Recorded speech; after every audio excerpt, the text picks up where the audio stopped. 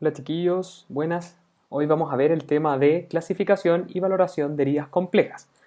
Yo ya me presentaba en otra de las instancias, mi nombre es Pablo Galvez, soy académico del Departamento de Promoción de la Salud de la Mujer y del Recién Nacido.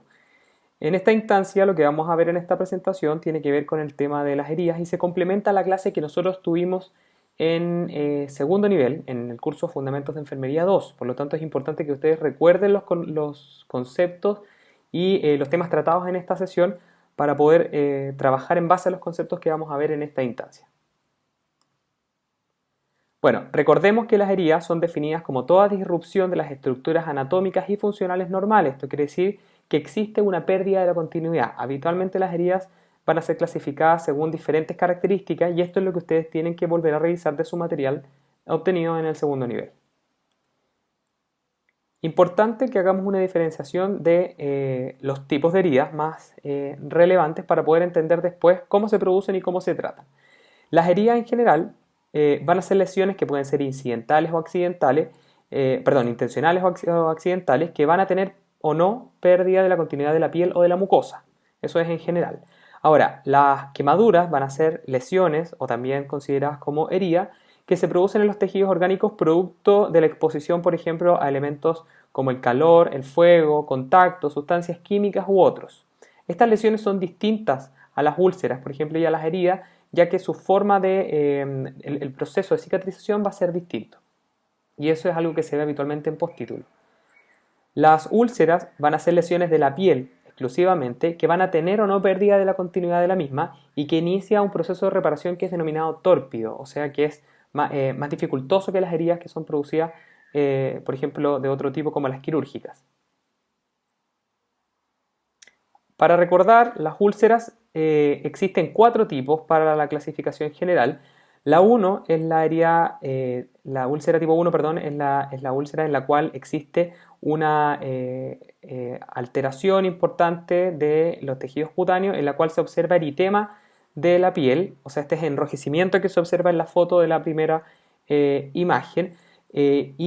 Obviamente no se ve afectado en este caso, no hay compromiso ni de la epidermis ni de la dermis hacia abajo, ¿ok?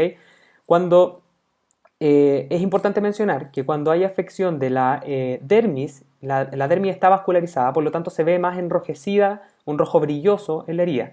En cambio, cuando hay alteración solamente de la dermis o por encima, se ve una herida más rosada, un poco un rojo más blanquecino, que es porque no existen vasos sanguíneos. Por eso se ve así la tipo 1. La tipo 2 hay una pérdida de la epidermis y de la dermis, hay una discontinuidad, por eso la herida en la imagen se ve más roja, como un rojo brillante. Las tipo 3 van a ser heridas en donde existe necrosis cutánea y puede haber un compromiso subcutáneo que incluso puede llegar a la aponeurosis muscular, pero no la traspasa. Y esta es la principal diferencia con la herida tipo 4, en la cual hay un compromiso ya muscular e incluso puede existir un compromiso óseo. Vamos a ver el tema de las quemaduras. Las quemaduras ahora se clasifican en 3 tipos, tipo A, tipo AB y tipo B.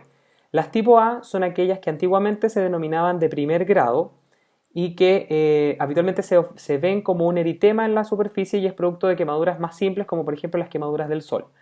Las tipo A también incluyen actualmente las que antiguamente se llamaban de segundo grado superficiales, en donde se produce la presencia de flictenas o de ámpulas o ampoas, conocidas vulgarmente, y esto se puede producir, por ejemplo, por exposición a líquidos calientes. Las tipo AB es más frecuente encontrar ámpulas o ampoas o flictenas más amplias y son las que antiguamente se denominaban de segundo grado profunda, en donde se produce una especie de escara parcial y se produce principalmente, por ejemplo, por exposiciones a sustancias químicas de manera importante o una exposición corta al fuego.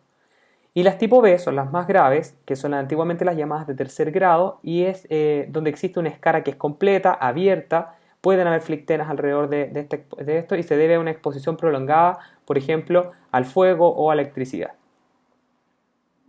Las quemaduras en general son clasificadas o para favorecerle una valoración más adecuada, se identifican en relación a la porción corporal que afecta. Como vemos en la imagen, por ejemplo, vemos en un adulto que se identifican los porcentajes según las diferentes partes del cuerpo. Por eso ustedes han escuchado quizás en las noticias cuando dicen que hay un 28% del cuerpo del paciente quemado. Eso quiere decir que se afecta el porcentaje de acuerdo a la zona. Los adultos, por ejemplo, y los niños tienen un 9% en brazos y antebrazos correspondientes. ¿Cómo se hace esta diferenciación de porcentaje? Si el brazo completo vale 9, si la extremidad superior completa vale 9% y hay una quemadura que es solamente de brazo, se indica que es un 4,5% del cuerpo está quemado. Ahora, si fuera la extremidad completa, incluyendo brazo y antebrazo, diríamos que es el 9%. Genitales se mantienen en un 1%, pero en el resto de las zonas las proporciones cambian entre el adulto y el niño, sobre todo considerando que los niños tienen una cabeza de un mayor tamaño que el adulto, por lo tanto, si se fijan en la imagen es un 18%. Y así se van haciendo clasificaciones para la valoración de las quemaduras. Los recién nacidos, que es importante mencionarlo para nuestra carrera, tienen unas heridas que son características de los procesos que ocurren en las unidades de Neo. Las más comunes son heridas por arrastre de la piel, injurias por extravasación, que tiene que ver con el uso de ciertos medicamentos que pueden producir daño tisular, heridas quirúrgicas, dermatitis del pañal cuando hay una mala protección del mismo, quemaduras químicas, injurias por calor, que tiene que ver con el favorecer esta termorregulación, ¿cierto? Heridas secundarias a malformaciones congénitas, como compresión cuando existen, por ejemplo, tumores grandes en ciertas zonas que producen compresión vascular y finalmente desoxigenación y necrosis, o úlceras por presión que son también bastante frecuentes en el sentido de la importancia que tienen y su prevención. Vamos a ver ahora un tipo de valoración general de las heridas y vamos a terminar viendo un esquema de valoración que es el que vamos a trabajar en los talleres. Primero, la valoración y preparación del lecho de la herida se denomina cuando yo tengo que ver las características propias de la misma, y la preparación del lecho de la herida quiere decir es cómo yo voy a preparar esta herida para poder tratarla, para poder curarla más adelante, que es lo que vamos a ver en otra presentación. En este caso vamos a utilizar la sigla del TIME, que significa cada uno de los puntos que ustedes tienen que valorar en todas las heridas en donde se encuentren ustedes trabajando. La T significa tejido o tissue en inglés, I apunta a la infección o inflamación, M corresponde a la humedad en su traducción al español y edge que corresponde a los bordes. Vamos a ver cada uno de ellos rápidamente. En relación al tejido, ¿qué es importante? 1. Tiene que haber control del tejido no viable, o sea, el tejido que no sirve para la reparación tisular tiene que ser eliminado. Ese tejido es denominado tejido necrótico habitualmente o esfacelado. Vamos a ver imágenes de lo que corresponde, pero son tejidos patológicos que tienen que eliminarse y ese proceso de eliminación se denomina debridamiento. Lo que sí tenemos que favorecer es la generación del tejido vivo, eso tenemos que mantenerlo. El debridamiento, como les había dicho entonces, es la forma de eliminación del tejido necrótico o esfacelado y es como por ejemplo vemos en esta imagen que es un debridamiento de tipo quirúrgico. Se utilizan instrumentales quirúrgicos para poder sacar todo este tejido muerto, entre comillas, o que no está vitalizado. Tipos de tejidos más importantes que tienen que conocer ahora en estas clases. Primero, el tejido eritematoso. Es un tejido que tiene un aspecto rosado brillante, frágil, sin pérdida de la integridad cutánea. Y es como se observa en esta zona. Puede haber afección de la epidermis habitualmente, pero no más que eso. No hay pérdida de la continuidad de la piel, visiblemente al menos. El tejido enrojecido es un tejido que es rojo, muy vascularizado y es frágil con pérdida de la epidermis. Es un tejido que si se toca con instrumental puede sangrar levemente en esa zona y es muy rojo porque hay pérdida, como habíamos dicho, de la epidermis, que está muy vascularizada. El tejido necrótico negruzco es un tejido muerto de color negro, opaco, duro, seco y muy difícil de recortar. Si se fijan, este es un pie de un paciente que se encuentra con tejido necrótico de estas características. Puede haber también un tejido necrótico grisáceo, que es un paso previo al color negruzco. O sea, mientras más muerte celular exista y tejido desvitalizado, más se va a ver de esta coloración. Y el otro es el tejido facelado. El tejido facelado también es un tejido no vitalizado que es blanco, amarillento, es húmedo, fácil de recortar teóricamente, a veces cuesta un poco, tiene mucha fibrina y es más húmedo que el tejido necrótico. El necrótico es un tejido seco, duro, en cambio el esfacelado puede ser blanco y a veces se confunde en una primera instancia cuando uno ha visto las primeras heridas con que fuera tejido graso. Pero se diferencia porque es una zona donde no debería haber tejido graso, por lo tanto lo que es importante es sacar todo ese tejido amarillento que se encuentra ahí y para eso hay diferentes técnicas. Y finalmente el tejido más importante, que es el que nosotros queremos tener en las heridas, va a ser el tejido de granulación. Es un tejido conectivo rojizo, húmedo, un poquito más pálido que el tejido enrojecido que habíamos visto al principio, es muy frágil, al pasar a llevar también sangra en algunas ocasiones y presenta la herida en fase proliferativa de la curación. Recuerden aquí, como vimos en las clases en segundo nivel, que hay tres fases del proceso de curación y la fase proliferativa, que sería una de las segundas etapas, de las etapas intermedias, es donde la herida comienza a sellar, comienza a achicarse y se observa este tipo de tejido enrojecido que se llama tejido de granulación. Ese va a ser el tejido que yo quiero tener en las heridas. En relación a la infección o inflamación, es importante controlarla, que no exista la infección o controlar el grado de inflamación de la misma. Las heridas que están abiertas por mucho tiempo, aquellas que tienen un pobre flujo sanguíneo, por lo tanto se encuentran en procesos de mala nutrición o de hipoxia continua, o que generan enfermedades subyacentes, pueden producir o habitualmente se encuentran altamente colonizadas, no infectadas, ojo, y esto, si se mantiene por alto tiempo, puede generar una inadecuada cicatrización. Ahora, dentro del concepto de la colonización es importante considerar que hay un concepto bastante nuevo que se utiliza, que es el del biofilm.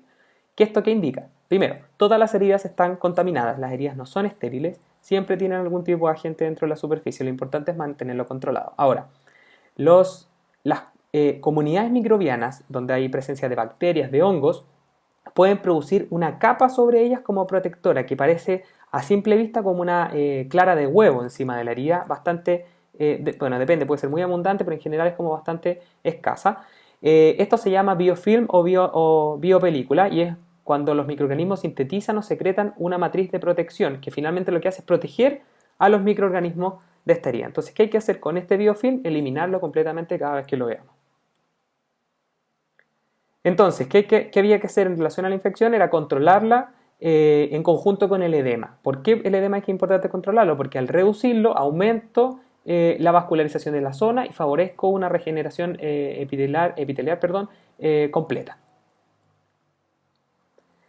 Las infecciones tenemos dos tipos, las que son menos graves y las que son más graves. Las tipo NERDS, como aparece aquí, es una sigla en donde hay un aumento de la carga bacteriana superficial, pero son heridas que son menos graves, entre comillas, que están menos infectadas que otras.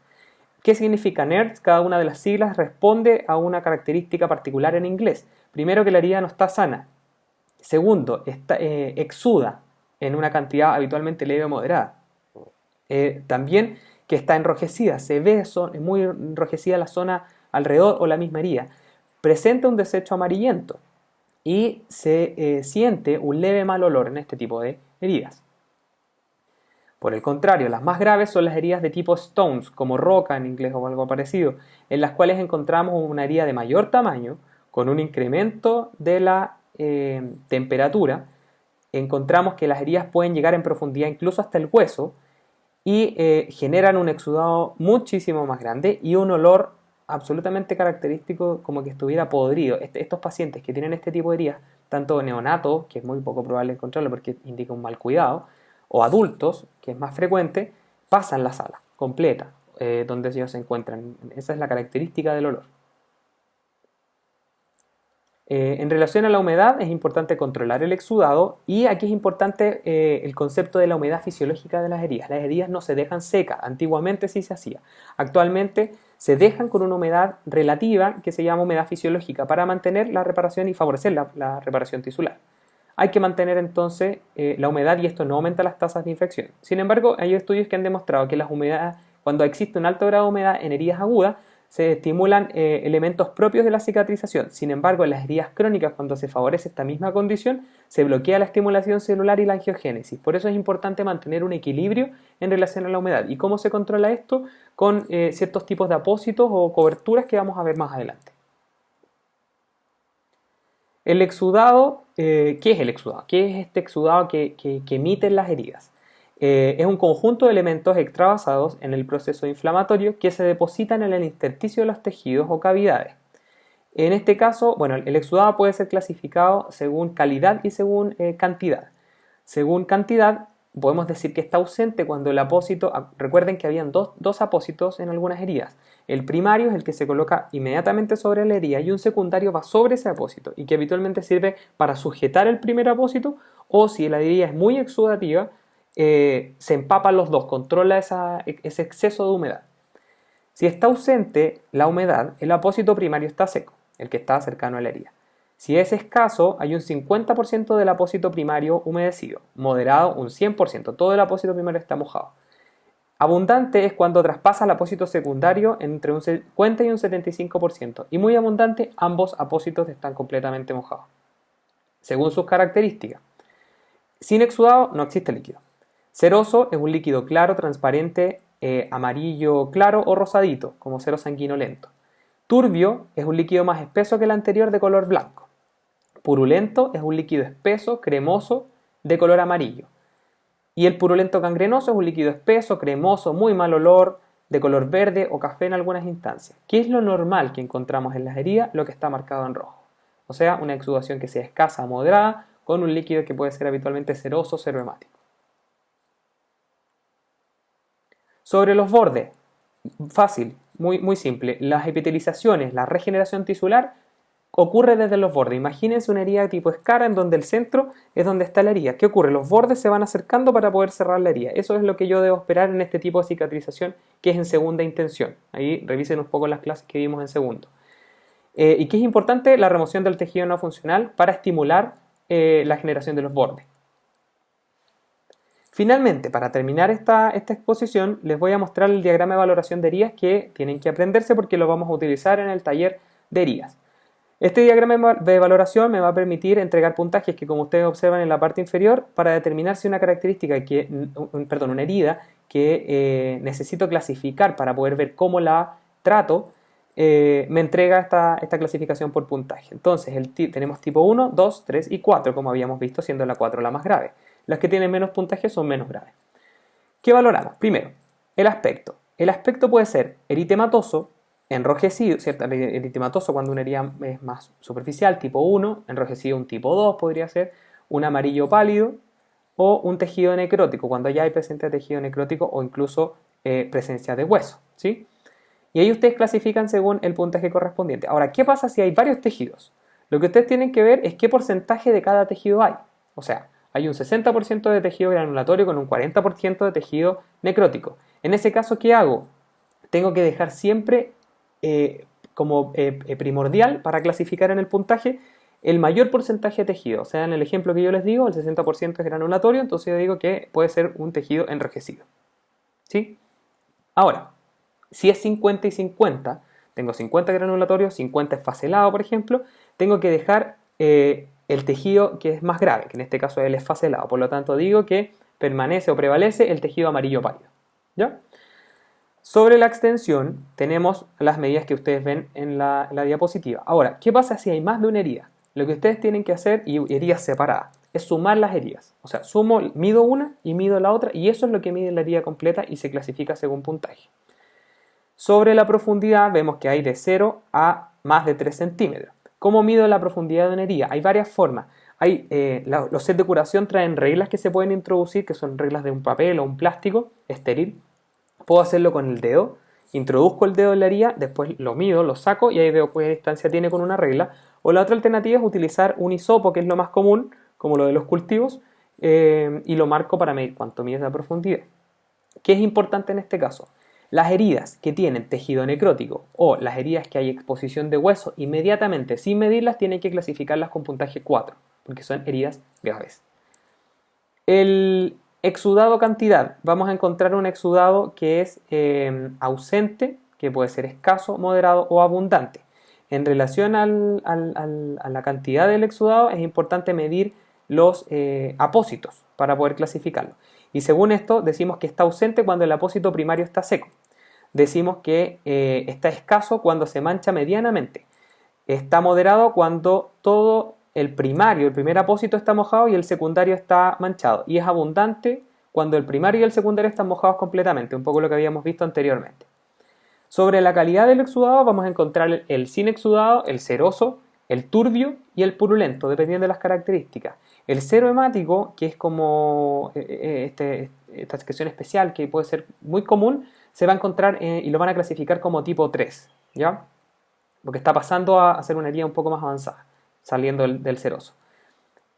Vamos acá, el tejido esfacelado o necrótico se va a medir en relación a porcentaje. Y ahí ustedes miden la superficie y qué porcentaje obtiene. Y lo contrario podría ser lo que encontramos como tejido granulatorio, ¿sí? Un complemento de lo anterior. Por lo tanto, ahí también van a medir estas dos cosas a la vez. El edema se mide como ausente, una cruz o dos cruces. En general, un punto significa que no hay edema y eso es ausente. 2 puntos es cuando, bueno, el edema se presenta después de la herida, no en la herida misma, sino que en la piel circundante o la región circundante. Si el edema está hasta 3 centímetros desde el borde de la herida, lo clasificamos como un edema de una cruz y le damos un puntaje de 2.